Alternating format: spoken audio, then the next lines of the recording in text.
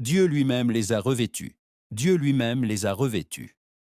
Dans le texte précédent, nous avons vu que la sentence de Dieu fut établie sur l'homme et sur la terre. Nous avons entendu que la vie aurait une limite et que l'homme retournerait à la poussière. Nous avons aussi vu comment Adam donna à sa femme le nom d'Ève, parce qu'elle serait la mère de tous les vivants. Au milieu de la sentence, la continuité de la vie fut annoncée et l'histoire humaine continua sous la souveraineté de Dieu. Nous avançons maintenant vers Genèse chapitre 3, verset 21. L'Écriture déclare « L'Éternel Dieu fit à Adam et à sa femme des tuniques de peau, et il les en revêtit. » Le texte présente une action directe de Dieu. L'Écriture l'affirme clairement. L'Éternel Dieu fit des tuniques de peau et les en revêtit. L'initiative vient de Dieu.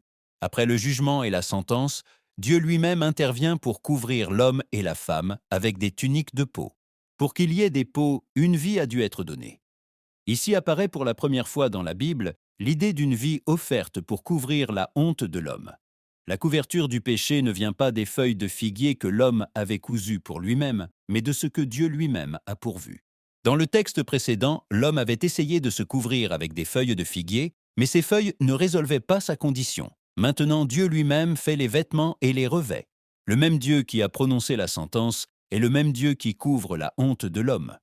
Après le jugement apparaît un acte de miséricorde.